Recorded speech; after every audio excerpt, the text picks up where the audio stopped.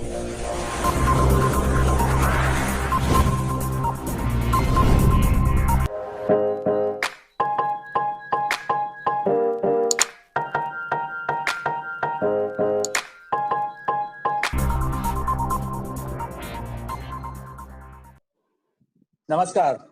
मैं हूं अरुणेश कुमार और आप देख रहे हैं यंग तरंग, खबरों के खिलाड़ी।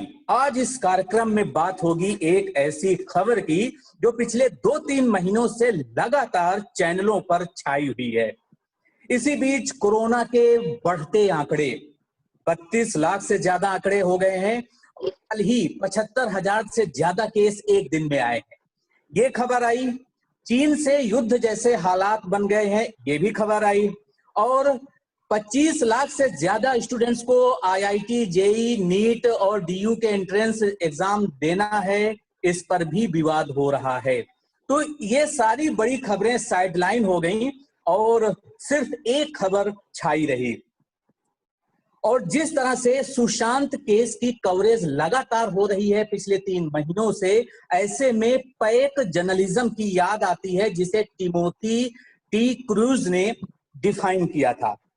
और हाल ही में अगर देखें तो एक चैनल जो लगातार 18 साल से नंबर 1 की पोजीशन पर है, उसे भी अपनी सीट गंवानी पड़ी और वो दूसरे नंबर पर आ रहा है। और इसका क्रेडिट ये दिया जा रहा है कि जो दूसरा चैनल है जो नंबर 1 पर आ गया है, वो लगातार टीआरपी बटोर रहा है क्योंकि वो लगातार सुशांत केस की कवरेज कर रहा है।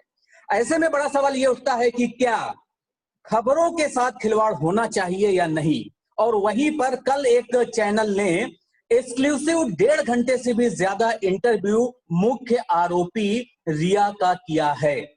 और इस इंटरव्यू को लेकर भी मीडिया में 2 तरह के रोल हो गए हैं, एक जो उस इंटरव्यू के साथ है और दूसरा जो उसके खिलाफ है। तो ऐसे में आज हम बात करेंगे कि क्या सुशांत केस की कवरेज को लेकर मीडिया 2 भागों में बंट गया है। क्या इस मामले पर इंटरव्यू लेना, आरोपी को चैनल का मंच देना उचित है या अनुचित है। और इन सारे मुद्दों पर बात करने के लिए हमारे साथ बेहद खास मेहमान जुड़ चुके हैं। वरिष्ठ पत्रकार प्रेम कुमार जी हमारे साथ जुड़ चुके हैं, बहुत बहुत स्वागत है सर आपका। और इसके अलावा हमारे साथ मेघा हैं, रिपू हैं, अभिषेक हैं और साथ ही में मधुकर पांडे, नवीन चंद्रा और डॉक्टर सुयश शर्मा हैं। तो आप सभी का बहुत बहुत स्वागत है हमारे इस कार्यक्रम में। सबसे पहले मैं चाहूंगा कि आप लोग 30 सेकंड्स में अपना ओपनिंग रिमार्क्स दें। इसके बाद सब लोग अपनी बात 1-1 मिनट में रखेंगे और काउंटर क्वेश्चन भी एक दूसरे से कर सकते हैं, क्योंकि हमें सार्थक संवाद करना है, निरर्थक विवाद नहीं करना है। तो सबसे पहले मैं आता हूं प्रेम कुमार जी आपके पास। आप क्या कहना चाहेंगे सुशांत केस की कवरेज और रिया के इंटरव्यू को लेकर के, जो कुछ भी मीडिया में हो रहा है वो सही है या गलत है। Opening remarks 30 second.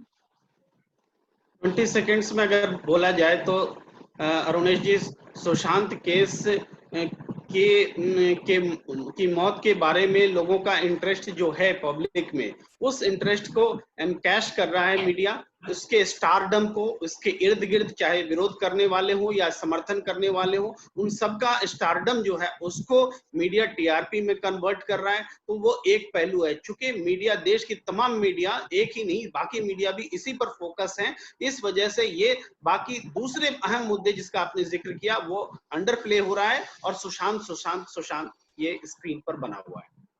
जी रिपू, आपके क्या विचार हैं? जी सर, मैं ये कहना चाहती हूँ कि मीडिया का रूप और स्वरूप जैसा कि हम देखते आ रहे हैं वो समय के साथ बदलता जा रहा है और मीडिया देश का चौथा स्तंभ है। तो इस हिसाब से मीडिया को स्पोक पर्सन की तरह बात नहीं करनी चाहिए। तो मैं अगर बात करूँ जो सुशांत केस पे चल रहा, इतने ज्यादा विवाद हो रहे हैं, तो सभी चैनल्स का हम रुख देख रहे हैं। तो कोई पक्ष और विपक्ष को लेकर के बातें कर रहा है कि कोई एक पक्ष की बात सुना रहा है तो कोई दोनों पक्ष की बातें सुना रहा है।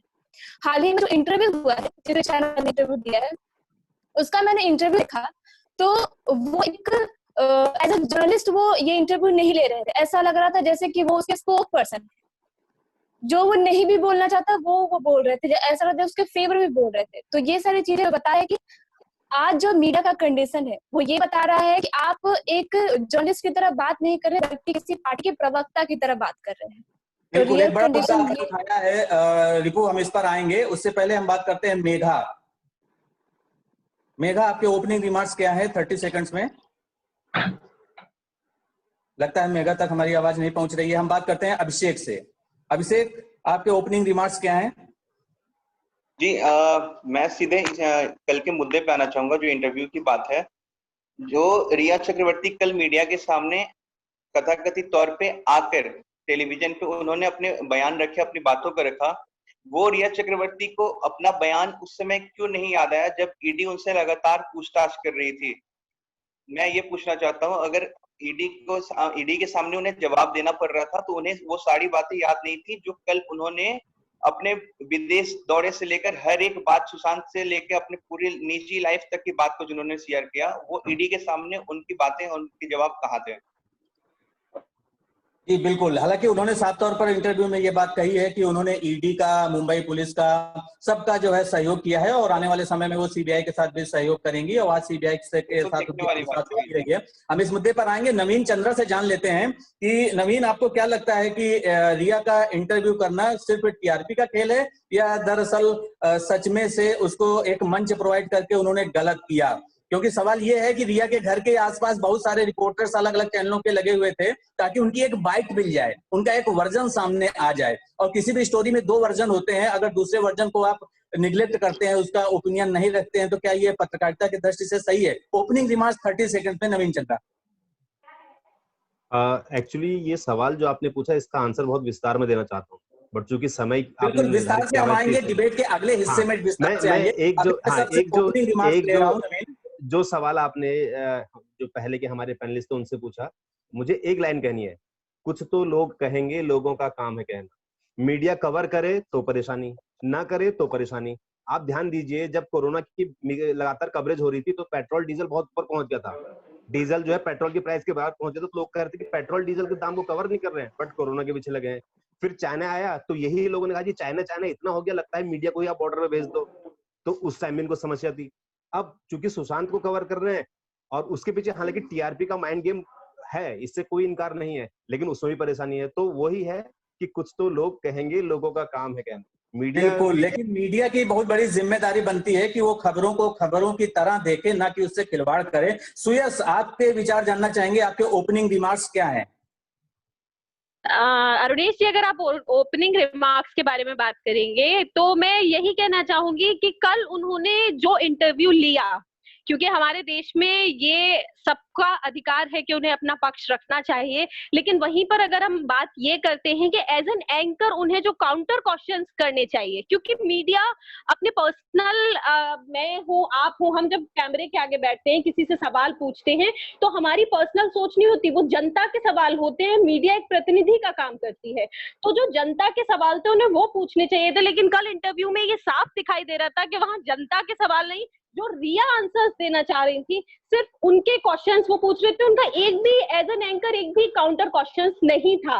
जबकि एक अगर एज अ व्यूअर अगर मैं देखूं तो मेरे मन में भी उनके सवाल के, उनके जवाब दिए, जो उन्होंने जवाब दिए उसके बाद बहुत सारे सवाल थे जो मेरे अंदर उठ रहे थे कि मुझे उनके भी जवाब उनसे जानने चाहिए। बट एज एन एंकर उन्होंने नहीं किया। तो कहीं ना कहीं, और ये कहना कि एक चैनल टीआरपी के लिए कर रहा है दूसरा नहीं, तो अल्टीमेटली सब टीआरपी के लिए कर रहे हैं, लेकिन टीआरपी भी एक हद में रहकर आप उसको किसी की भावनाओं से ना खिलवाड़ करे या लोगों तक गलत मैसेज ना पहुंचे और आपकी भी टीआरपी का काम हो जाए। मेरे हिसाब से मीडिया का वो रोल करना ज्यादा बेहतर है।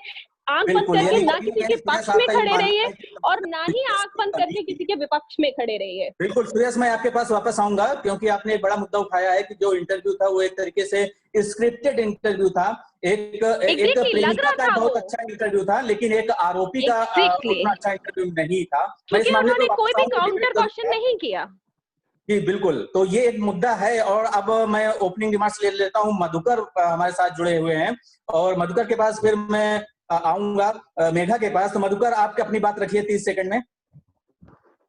कल का जो इंटरव्यू हुआ है मेरे ख्याल से इंटरव्यू जैसा था ही नहीं सर इंटरव्यू, क्योंकि एक तरफ राजदीप सरदेसाई ऐसे बात कर रहे, जैसे लग रहा था घर में बैठ करके वो सवाल कर रहे हैं और कोई ऐसी सवाल की लॉजिक बनती नहीं थी कि उसे काउंटर अटैक किया जाए। ऐसा लग रहा था कि लगातार बोलती जा रही है, अपना मन का बात बोल रही है और उन्हीं में हाँ में हाँ राजदीप सरदेसाई सब बोलते जा रहे हैं। तो बिल्कुल, मुझे मतलब दरअसल तो ऐसा से ऑडियो में कुछ प्रॉब्लम आ रही है, आपकी आवाज उतनी क्लियर से आ पा रही है मेरे पास। मैं दोबारा से आपसे संपर्क करूंगा। और इसी बीच मेघा भी हमारे साथ जुड़ी हुई है। मेघा, आपके ओपनिंग रिमार्क्स क्या हैं?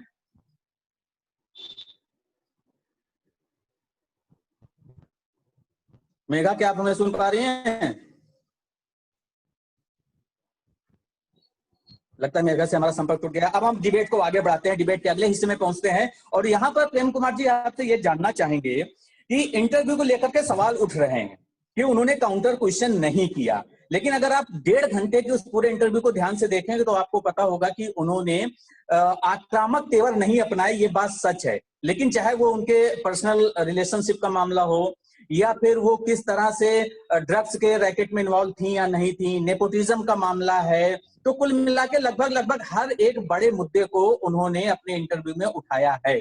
तो ऐसे में सवाल ये उठता है कि मीडिया उनके इंटरव्यू को लेकर के जब ये चला रहा है कि उन्होंने एक आरोपी को मंच दिया और देश के 135 करोड़ लोगों की भावनाओं के साथ खिलवाड़ किया, जो लोग कैंपेन चला रहे हैं SSR फॉर जस्टिस के लिए, तो आपकी नजर में इंटरव्यू करना सही है या गलत?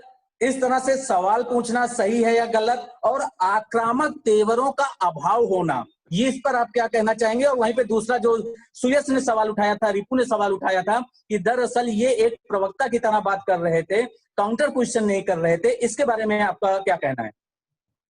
देखिए अरुणेश जी, ये मुद्दा जो है इस वजह से, चूंकि रिया पहली बार स्क्रीन पर आई थी, इसलिए हम सारा आंसर रिया से एक्सपेक्ट कर रहे थे। देखिए हमारे संविधान में भी है कि जो एक्यूज्ड होता है उसको अपना बचाव करने का राइट दिया जाता है, उसको जबरदस्ती अपने खिलाफ में बोलने के लिए बाध्य नहीं किया जाता है। हम अपना बचाव करें, हम अपने खिलाफ एविडेंस दें, ये कोर्ट भी नहीं अलाउ करता है। तो एक तरफ मीडिया है, एक मीडिया है जिसने कि रिया को फरार घोषित कर दिया, रिया को अपराधी घोषित कर दिया, रिया को हत्यारिन घोषित कर दिया। तो ये जो घोषित किया गया ये पूरी तरह से गलत है, और इस कानूनन गलत है, व्यक्तिगत रूप से गलत है, सामाजिक रूप से गलत, हर तरह से ये गलत है, कंडेमेबल है जो मीडिया के में किया गया। उसके बाद में मीडिया ट्रायल का एक टर्म आता है। मीडिया का काम तथ्यों को है, जितना तथ्यों को खोजा जाए, ऊंचाई तक ले जाया जाए, मीडिया का इसमें रोल है कि ये तब बोलते हैं जबकि रिया अवेलेबल है सामने, रिया अवेलेबल है कोर्ट के सामने, रिया अवेलेबल है पुलिस के सामने, सबके सामने रिया अवेलेबल है, लेकिन चैनल में अवेलेबल नहीं है, मीडिया के लिए अवेलेबल नहीं है, तो मीडिया क्या उसको फरार घोषित कर देगी? यहाँ पर उसको मीडिया ट्रायल हमको बोलना पड़ जाता है कि मीडिया को कोई अधिकार नहीं है कि उसके सामने कोई ना आए तो आप उसे फरार घोषित कर देंगे। उठाया मीडिया चैनलों पर। ऐसे में सवाल ये भी उठता है कि किसी भी महिला जो अभी आरोपी है, दोषी नहीं है, मेरे शब्दों पर ध्यान दीजिए, वो अभी दोषी नहीं है, इसके बाद भी ये कहना कि उसी ने मर्डर किया है, रिया को तुरंत गिरफ्तार करो, एक तरह से मुहिम चलाना, और जो भाषा शैली है जो चैनलों में टॉप बैंड, लोअर बैंड और ब्रेकिंग न्यूज में लिखा जाता है, तो ऐसे में क्या एक महिला की छवि को सामाजिक तौर पर, सार्वजनिक तौर पर एक मीडिया जो जिम्मेदार भूमिका निभानी चाहिए वो नहीं निभा पा रहा है? नवीन, आपका क्या मानना है इस मामले पर? सर, पहली बात तो रिया सिर्फ एक आरोपी है और उसको इस आरोपी की नजर से देखा जाएगा, इसमें महिला या पुरुष वाली कोई बात नहीं है। दूसरी बात जो आपने बोला कि जो मीडिया में जो चल रहा है कैंपेन, हाँ निसंदेह वो उसको ठीक करने की जरूरत है, लेकिन क्या सिर्फ वो रिया के केसों में नहीं? प्रॉब्लम कहाँ आती है, आज हम जो कल तक जो पत्रकार दूसरों की मीडिया कवरेज को, वो क्या कर रहे थे? समस्या ये है। अब आप देखिए, मैंने उनका एक इंटरव्यू देखा जिसमें उन्होंने के सिंह, जो सुशांत के फादर हैं, उनके एडवोकेट को बुलाया था, विकास सिंह जी को, और उनका पहला ही सवाल उनसे ये था, विकास सिंह जी से, कि क्या आप ये मीडिया ट्रायल नहीं कर रहे? और कल के फिर वो क्या कर रहे थे? रिया का पक्ष सामने जरूर आना चाहिए और ये उनका अधिकार है, कानून अधिकार है, लेकिन क्या एक अनुभवी, एक सफेद बालों वाले पत्रकार के सवाल कुछ तीखे नहीं होने चाहिए थे? मैं नहीं कर रहा, आप गुस्से में करो, आप चिल्ला के करो, बट सवाल होने चाहिए थे। दूसरी चीज, हम रिया को अपना पक्ष रखने का पूरा अधिकार है, बट समस्या कहाँ आती है, जब मतलब अपने बच्चे बच्चे और दूसरे के बच्चे जनसंख्या, सारा खेल ये टीआरपी का है। और सबसे बड़ी चीज है इसमें टाइमिंग, इंटरव्यू की टाइमिंग। एक दिन पहले ही आपने देखा होगा, 2 दिन पहले उनकी टीआरपी डाउन हुई। दूसरा नार्को एंगल था, उसके तुरंत बाद ये एक भूमिका तैयार कर दी गई। और मुझे नहीं पता रिया दोषी है कि नहीं है, वो काम है और अदालत देखेगी, अदालत भी दोनों पक्षों को सुनेगी। लेकिन जो एक पैरेलल एक नैरेटिव और खड़ा करने की कोशिश की गई, उसमें वो कितने कामयाब हुए नहीं हुए ये लोग बताएंगे, समय बताएगा। तो यहाँ पर सुइया से एक बड़ा सवाल है, लेकिन महिला अभी आरोपी है, वो दोषी सिद्ध नहीं हुई है। ऐसे में मीडिया जब कहीं ना कहीं उनके पर्सनल व्हाट्सएप चैट को बहुत ही चटकारे लेके जो है प्रसारित करता है, या महेश भट्ट के साथ जो उनके रिश्ते हैं उस रिश्ते में भी नमक मिर्च लगाता है, तो आपको कहीं नहीं लगता है कि ये कहीं ना कहीं महिला के चरित्र हनन का जुड़ा हुआ मामला भी है और इस वजह से चैनल वैसा काम कर रहे हैं? सुयस नहीं, मैं इस पे एक बात कहना चाहूंगी। हम अब ये नहीं देख सकते, इस तरीके से नहीं देखेंगे कि ये महिला है या पुरुष, जैसा अभी नवीन जी ने कहा, क्योंकि अब महिलाएं पीछे नहीं है, किसी भी चीज में नहीं है। जब महिलाएं बॉर्डर पे जाके बराबर ऑफिसर रैंक में लड़ सकती है, तो सिर्फ इसलिए कि वो महिला है, उसको दोषी होने के बाद भी उसे नरमी नजर से देखा जाए, मैं समर्थन नहीं करूंगी। हाँ, नहीं सुयस, आपने शायद मेरे सवाल को सही से समझा नहीं। सुयस, मेरा सवाल सिर्फ इतना है कि आरोपी आरोपी होता है, महिला पुरुष की बात नहीं है। मैं मीडिया की भूमिका, देखो मेरा जो ये प्रोग्राम है इसका नाम है खबरों के खिलाड़ी, इसमें हम मीडिया की भूमिका पर सवाल उठाते हैं, मीडिया को हम आईना दिखाते हैं, ठीक है ना। मैंने कहा कि अगर इससे जुड़ा हुआ कोई भी खबर है, रिया से जुड़ी हुई, उस खबर का प्रस्तुतिकरण कैसा है, उसके टॉप बैंड लोअर बैंड कैसे लिखे जा रहे हैं, महेश भट्ट के साथ रिश्तों को लेकर क्या क्या कहा जा रहा है और लिखा जा रहा है। तो मैं एक तरीके से भाषा शैली और चैनलों के प्रस्तुतिकरण पर सवाल उठा रहा हूँ, इसलिए मैंने आपसे सही है कि गलत है। वही यही मैं आपसे इसी बात पे मैं आ रही थी। नेक्स्ट जो मेरा आंसर था वो यही था कि आप जो कह रहे हैं वो सही है, और ये सिर्फ रिया के केस के लिए नहीं है, ये तो हम सभी खबरों के लिए अगर हम देखें तो आज भाषा शैली पे किसी भी चैनल पे ध्यान नहीं दे दिया जाता है। मेन चीज जो ध्यान दी जाती है, जैसा कि अभी आपने कहा, वो यही है कि टीआरपी पे दिया जाता है, कि फर्स्ट प्रायोरिटी हर एक चैनल के लिए टीआरपी पे है, चाहे वो पक्ष में हो या विपक्ष में हो। तो आज मीडिया की भूमिका, इस बारे में जी यस सर। हाँ, आप काउंटर करना चाहेंगे कि दरअसल आरोपी को आरोपी की तरह देखना चाहिए, महिला या पुरुष की तरह नहीं, लेकिन महिलाओं से जुड़े अगर मुद्दे हैं, भले वो आरोपी है, तो आप कुछ भी टॉप बैंड या लोअर बैंड में लिख सकते हैं, किसी भी तरह की भाषा शैली का प्रयोग कर सकते हैं, क्या ये सही है? सर जो नवीन जी ने कहा इस बात पे कि अपराधी को अपराधी की नजर से देखना चाहिए, तो महिला और पुरुष के बीच में डिवाइड करना चाहिए, क्योंकि आजकल महिलाएं जो वो भी पुरुष कम नहीं है। और दूसरी बात तो ये है कि चैनल के लिए करे सब, तो मैं ये कहना चाहती हूँ कि आजकल जो हम चैनलों पे देखते हैं कि बैंड लोअर बैंड वो बिल्कुल अजीब रहता है, उनके शब्द शैली अच्छे नहीं रहते हैं। तो हाँ, मैं इस बात पे इत्तेफाक नहीं रखती हूँ कि उनका ये अच्छा है, ये उनका टॉप बैंड लोअर बैंड मुझे अच्छा नहीं लगा, जो कि मीडिया का काम है वो लोग ढंग से नहीं कर रहे, जो कि उनको करना चाहिए। मैं आना चाहूंगा, अभिषेक, आपको क्या लगता है कि जो ये पूरा मामला है, दरअसल सुशांत केस कवरेज का जो पूरा मामला है, जो पहले सुसाइड की थ्योरी आई, फिर मर्डर की थ्योरी आई, फिर अलग अलग चैनलों ने अलग अलग लोगों को सामने ले लगातार कवरेज, और खासकर एक महिला जो सिर्फ आरोपी है, दोषी नहीं है, उसके इंटरव्यू पर सवाल उठाना, आपकी नजर में ये सही है कि गलत? देखिए, सबसे पहले तो बात ये आती है कि जो भी महिला हो या पुरुष हो, एक आरोपी है। आरोपी के नाते अगर उससे इंटरव्यू वो अगर पब्लिक प्लेटफॉर्म पे आके मीडिया के सामने दे रही है, तो कहीं ना कहीं वो आरोपी है, तो उनके ऊपर आरोप, उनके ऊपर केस फाइल हुई है, तो उनको आरोपी के जैसा ही बर्ताव किया जाएगा। अब बात रही मीडिया की, टॉप बैंड की, लोअर बैंड की, मीडिया किस तरह से उस खबरों को प्रेजेंट कर रही है, तो वहां पे आप देख सकते हैं कि बहुत ही ज्यादा विरोधाभास है। चैनल, बहुत सारे चैनल ऐसे हैं आपस में ही टीआरपी को लेकर उठा तो पहला कोई ऐसा हाई प्रोफाइल मामला है। इससे पहले सुनंदा पुष्कर और इस तरह के तमाम मामले आए हैं जिनको टीआरपी के हिसाब से ही रोल आउट किया गया है मीडिया में, और कुछ समय के बाद वो खबरें मीडिया से एकदम से गायब हो जाती हैं। बिल्कुल, तो कहीं ना कहीं ये आपको देखना पड़ेगा कि ये खबरें जो है मीडिया से गायब हो जाती हैं। जिस समय मामला हाईलाइट होता है उस समय तो वो लोग दिखाते हैं। सुनंदा पुष्कर का जिक्र किया अभिषेक ने, लेकिन सुनंदा पुष्कर के मामले पर लेटेस्ट अपडेट क्या है? क्या किसी चैनल ने इसको दिखाया या बताया? तो अब हम आखिर में आना चाहेंगे मधुकर पांडे, क्या आपको लगता है कि इस तरह से जो डिप्रेशन और सुसाइड से जुड़ी हुई दूसरी खबरें हैं, क्योंकि देखिए ये बहुत बड़ा मामला है, डिप्रेशन का मामला बहुत बड़ा मामला है, गंभीर मामला है, इसको लेकर संवेदनशीलता दिखानी चाहिए। लेकिन अगर ये एक स्टार करना होता, एक एक्टर करना होता, हीरो करना होता, नॉर्मल कोई इंसान होता, तो क्या इस खबर को लेकर चैनल वाले इतना ही शोर शराबा करते? क्या डिप्रेशन के मुद्दे पर चैनल की जो पत्रकारिता है, जो रिपोर्टिंग है, जो प्रोग्रामिंग है, वो सही है? सर अभी हाल ही में लॉकडाउन के समय आवाज आ रही है सर? आवाज पहुंच रही है सर? आवाज पहुंच रही है? आवाज पहुंच रही है सर? फटी आ रही है। अभी हाल ही में मधुकर, आपके शायद नेटवर्क की प्रॉब्लम है या क्या है कि आपका जो ऑडियो है वो बिल्कुल क्लियर नहीं आ रहा है। तो अब हम जो है एक बार प्रेम जी आपसे ही जानना चाहेंगे कि दरअसल आपने देखा होगा कि जब मुंबई में आतंकी हमला हुआ था तो एक चैनल ने एक आतंकवादी का जो है फोन लिया था। बाद में उसकी काफी कुछ आलोचना हुई थी। बाद में एक सन जो एक इंटरनेशनल न्यूज़पेपर है, उसने अपनी एडिटोरियल पॉलिसी बनाई और ये कहा कि हम किसी तरह के आतंकवादी की फोटो अपने न्यूज़पेपर में नहीं छापेंगे।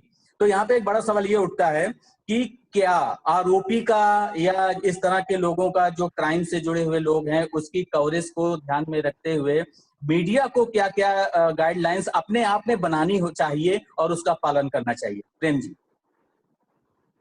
देखिए, आपका सवाल बहुत जेन्युइन है, जायज है।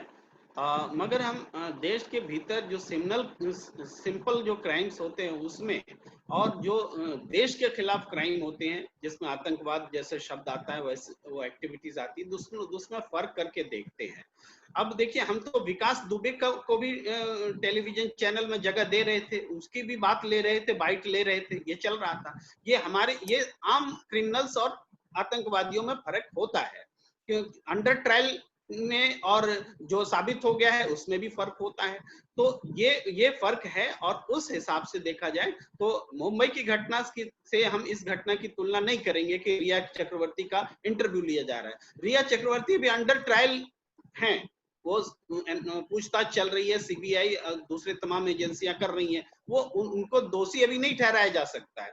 तो क्योंकि आमतौर पे हत्या के मामले में एक से एक थ्योरी सामने आती है जब जांच होती है, तो हम उनको ये मान करके कि वो दोषी है नहीं कर सकते। तो जब हम मीडिया का ये मानक तैयार करते हैं तो ये इस बात का ख्याल रखना पड़ेगा कि हम एक आदमी का जो अधिकार है कि खुद को बचाने का या कानून के सामने उसके दोषी या निर्दोष सिद्ध होने में उसकी योगदान का उसकी हम रक्षा करें। ये पूरी न्याय व्यवस्था के लिए जरूरी है, उसको कोऑपरेटिव हो न्याय व्यवस्था के लिए, ये मीडिया के लिए भी जरूरी है। मीडिया जब अपना रूल बनाता है तो देश के संविधान, देश की न्याय व्यवस्था, देश के शासन तंत्र से में जुड़ करके उसका योगदान देने वाला रूल होता है। जी बिल्कुल, एक बड़ी बात आपने कही है कि मीडिया को अपनी जिम्मेदारी से अपनी भूमिका निभानी चाहिए। नवीन, अब हमारे प्रोग्राम का समय समाप्त हो रहा है, तो लास्ट में आपसे ये जानना चाहेंगे कि क्या सुशांत केस की इस तरह से लगातार हाई प्रोफाइल केस है, लगातार कवरेज हो रही है, ऐसे में सुशांत सुसाइड केस का सच सामने आ पाएगा या नहीं? आपको क्या लगता है? उम्मीद की जानी चाहिए कि ये सामने आए और पब्लिक का सेंटीमेंट भी है, और अगर नहीं आता है तो बहुत दुखद होगा। क्योंकि अभी क्या है कि जैसे अभी आपने जिक्र आया था कि सुनंदा पुष्कर जो हत्या हुई थी, वो जब 2-4 दिन खूब हाईलाइट रही, उसके बाद फिर वो मतलब उस केस की भी हत्या कर दी जाती है। मैं जहां एक नैरेटिव की बात कर रहा था, फिर मैं उसमें आऊंगा। जैसे अभी सुशांत के चल रहा था, उसके बाद अचानक एक टीवी चैनल ने रिया का दिखाया। रिया का पक्ष जानने में कोई बुराई नहीं है, सवाल सिर्फ टाइमिंग का है, क्योंकि वो पत्रकार भी जानते थे कि सीबीआई बहुत जल्द पूछताछ करने वाली है और तुरंत एक नैरेटिव खड़ा कर दिया। आप बताइए, विकास दुबे जब तक नहीं ढूंढा गया था तो बहुत सारे सवाल उठने लाजमी भी थे, लेकिन जब विकास दुबे का एनकाउंटर चाहे जैसे भी हुआ था वो हुआ, तो उसके बाद आपने देखा सोशल मीडिया पे एक ऐसा कि उसको एक ब्राह्मण के तौर पे उसको पेश किया गया, और आप फिर देखिए यूपी में उसको लेकर किस कैसी राजनीति हो रही है। तो सारा खेल नैरेटिव का है और सारा खेल टीआरपी का है। तो कहीं ना कहीं इस तरह से खबरों से खिलवाड़ हो रहा है। सवाल ये है कि ये खिलवाड़ रुकेगा कैसे? सुयस, आपको क्या लगता है कि खबरों के साथ खिलवाड़ होता है या नहीं होता है? पहला सवाल। और दूसरा, क्या इस तरह के खिलवाड़ को रोका जा सकता है, तो कैसे?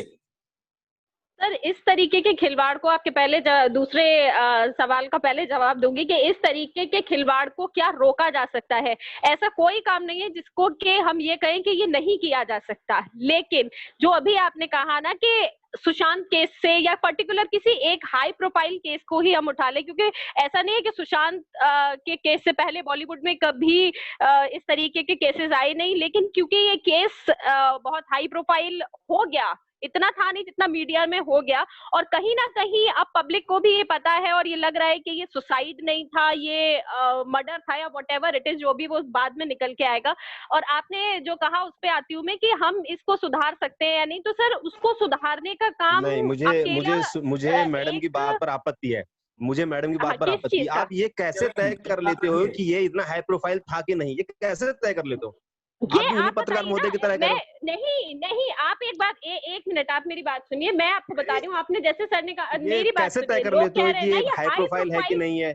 आपके जो पत्रकार महोदय लोग इंटरव्यू लेके आए हैं, वो लल्लन टॉपर एक बातचीत में कह रहे थे कि सुशांत सिंह इतने बड़े स्टार नहीं थे, और कल फिर बिल्कुल देखिए मामला, आप देखिए, आप थाउजेंड्स होते हैं सर। समय का तो भी थोड़ा सा हमारे पास ऑडिबल नहीं चलेगा, ये ऑडिबल नहीं, आप ये नहीं, आरुषि केस याद है ना? आपको नोएडा का आरुषि केस याद होगा, किस तरह से चैनलों ने किस तरह से हाई प्रोफाइल वो भी मामला बना दिया। तो दरअसल मामले बना दिए जाते हैं, लेकिन सवाल यहाँ पर यह है कि इस सुसाइड से जुड़ी हुई खबरें हो या डिप्रेशन से जुड़ा हुआ मामला हो, इसको सीरियसली लेना चाहिए। और ये चाहे एक आम व्यक्ति के साथ, एक चैनल नहीं कर सकता सर, ये सिर्फ एक नहीं कर सकता, इसमें सभी चैनलों को, और जैसा अभी आपने कहा कि मीडिया को अपनी जिम्मेदारी समझनी होगी, सारे लोग मिलकर करेंगे इसको। एक तरीके से आप ये कि इस चीज को नहीं सुधारा जा सकता है या ये बड़ी बात कह दी। हालांकि मीडिया ने लिए एक ऑर्गेनाइजेशन बना रखा है जिसका नाम है NBA, न्यूज ब्रॉडकास्टर एसोसिएशन, और इन्होंने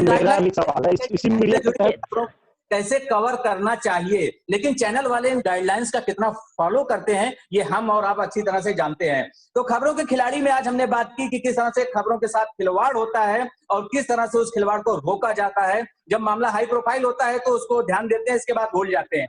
उम्मीद है कि मीडिया अपनी जिम्मेदारी को समझेगा और हर खबर को खबर की तरह प्रस्तुत करेगा। इस प्रोग्राम में आने के लिए प्रेम जी, नवीन जी, रिपू, मेघा, अभिषेक और मधुकर पांडे, सबका बहुत बहुत धन्यवाद। Thank you very much. तो आपको हमारा वीडियो कैसा लगा आप कमेंट करके जरूर बताएं। साथ ही हमारे चैनल को लाइक, शेयर और सब्सक्राइब भी करें और बेल आइकन को भी प्रेस करें और देखते रहें यंग तरंग। मीडिया पर नजर रखिए, क्योंकि मीडिया खेल भी करता है और खिलवाड़ भी, लेकिन उसका काम है सही और सटीक खबरें दिखाना जो नहीं हो रहा है। इसलिए हम मीडिया पर नजर रखेंगे। आप सब लोगों का बहुत बहुत आभार, बहुत बहुत धन्यवाद। नमस्कार।